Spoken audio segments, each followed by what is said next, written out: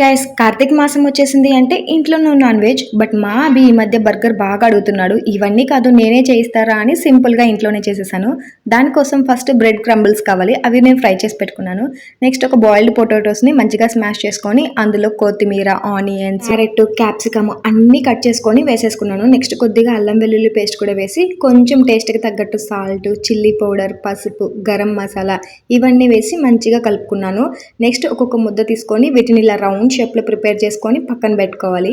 Next వీటిని dip చేసుకోవడానికి ఒక కప్ లో మైదా పిండి ఒక 2 టేబుల్ స్పూన్స్ వేసుకొని అందులో వాటర్ వేసి ఇలా థిక్ కన్సిస్టెన్సీ వచ్చేంత వరకు మంచిగా గ్రైండ్ చేసుకోవాలి.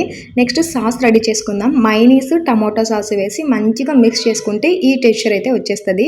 ఇప్పుడు అన్ని ప్రిపేర్ గా ఉన్నాయి. మనం ప్రిపేర్ చేసిన టిక్కీస్ ని ఫస్ట్ ఆ పిండిలో డిప్ చేసుకొని తర్వాత బ్రెడ్ క్రమ్స్ లో అద్దేసుకొని ఇంకా ఆయిల్ లో వేసి డీప్ ఫ్రై చేసేసుకోవడమే. నెక్స్ట్ మీ దగ్గర ఏ బన్స్ అవైలబుల్ గా ఉంటే ఆ బన్స్ తీసుకొని కింద సాస్ మనం ప్రిపేర్ చేసినది వేసి మనం ప్రిపేర్ చేసుకున్న స్టఫింగ్ ని అందులో పెట్టేసి పైన టమాటో, ఆనియన్ మీకు ఏం నచ్చితే వెజిటబుల్స్ అవి పెట్టేసి పైన ఉన్న టాప్ సైడ్ కి కూడా మనం ప్రిపేర్ చేసిన సాస్ వేసేసి పైన కొద్దిగా చీజ్ వేసుకొని క్లోజ్ చేసేసి అంతే, మన ఎమ్మి బర్గర్ అయితే రెడీ అయిపోతుంది.